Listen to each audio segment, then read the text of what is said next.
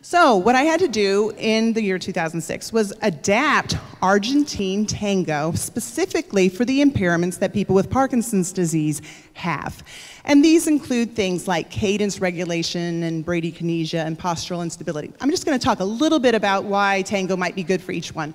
So in cadence regulation, the idea is walking at a regular pace as opposed to very stuttering or picking up and then slowing down. In tango, for example, you have to think very much about regulating your walking pace to the music. So you hear a specific beat and you walk on that beat, walking right on that beat. Bradykinesia. Bradykinesia means slowness or poverty of movement, so being very, very slow. In tango, you are required to move at a variety of speeds. We certainly saw this sort of idea with Rafi earlier. He has to move slow, but he also has to move very quickly. And you get to practice this with a partner. This is one of the beauties of using partner dance in particular, is that the person with Parkinson's can dance with someone who doesn't have Parkinson's, and that individual can help them through balance issues and whatever other issues they may have.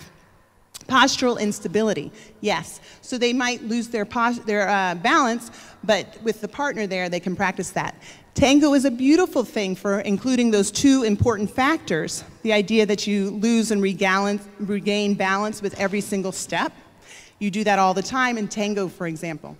And also you have to adjust constantly to everything that is around you in terms of circumstances, in terms of you have to adjust to your partner, what they're asking you to do. You have to adjust to the other partners on the floor. You have to listen to the music, etc. So there's lots of things that you have to adjust for. Diminished stride length. In dance, you're required to stand on a foot for longer than you would normally do so. Okay? So that by staying on the foot longer, you're going to take a longer step. And turning and multitasking. Well, you learn how to turn in, well, to the left and to the right, no other directions, but you do learn to turn using many steps if necessary. And importantly, you regain the axial rotation that is so necessary for dancing and for moving in general, which we may not be aware of unless you start taking a dance class. Backward walking. So backward walking is actually something that becomes impaired in older adults and people with Parkinson's quicker or earlier than forward walking. So someone may look really, really great while they're walking forward, but ask them to walk backwards and you might see a little bit of impairment. We teach you how to walk backwards safely and correctly in tango dancing. Freezing of gait. Freezing of gait is when you get like literally stuck to the floor. And I don't know if you've ever seen this happen in a person with Parkinson's, but it can be very insidious and it can often lead to falls when you get really, really stuck. What we do in tango and all sorts of partner dances is you practice a lot of weight shifts from one foot to the other so that you can actually properly get all the way onto one foot before you take your next step, which is absolutely imperative in walking in general.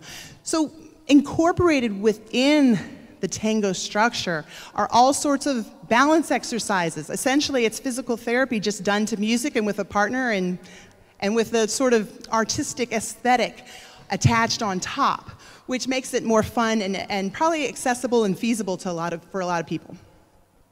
And also satisfying.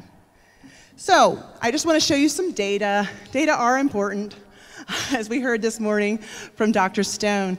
Tango, we were able to show in 2006 that our Argentine tango program improved balance more than did a strict exercise class or the traditional exercise class that was being offered in St. Louis at the time. So, i.e. the standard of care. And this was a significant effect, and we were able to show this in a small sample, but it was very exciting to do that. And this is the study that allowed us to continue on to look at more tango stuff. This is actually the improvement that you see in the tango group, which is about 4 points. That's actually a clinically significant change. So that may mean not only is it statistically important, meaning it's like mathematically it's a good thing, but also clinically important. So it might mean real It might make a real difference in that person's life, in their ability just to do activities of daily living and just get around, which is often much more important than statistical significance, to tell the truth. So we also went on and we were able to show that, okay, a lot of people always ask me, well, is it just tango or can you do other dances, the waltz or the foxtrot? This study shows that waltz and foxtrot had about equal effects on balance, on a test of balance. This is a standard clinical physical therapy measure, by the way, called the Berg Balance Scale.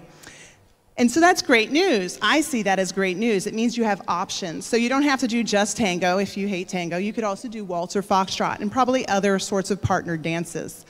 And this is in comparison to the control group who didn't change.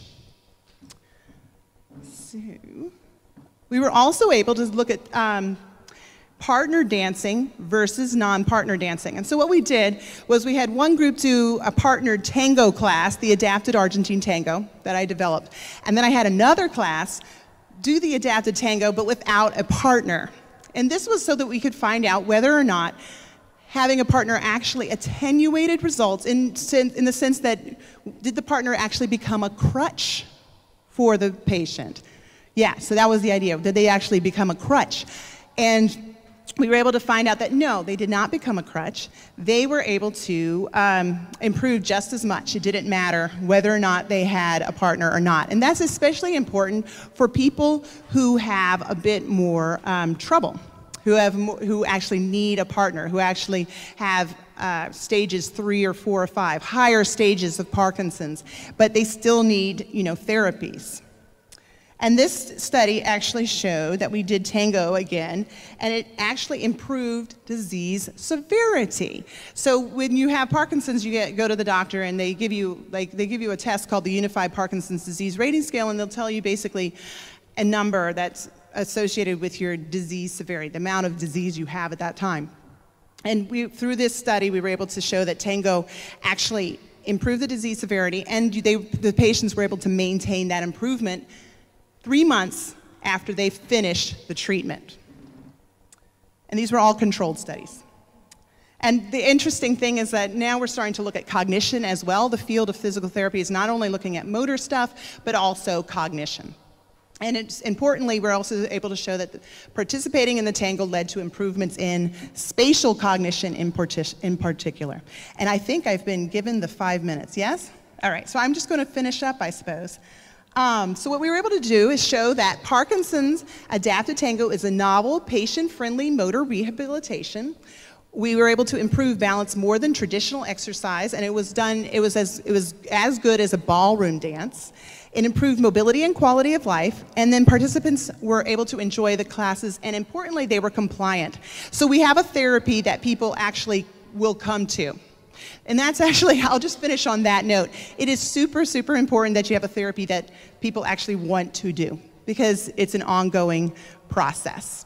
Anyway, thank you very, very much. I enjoyed this talk, and I think we're going to be doing some standing up now, yes?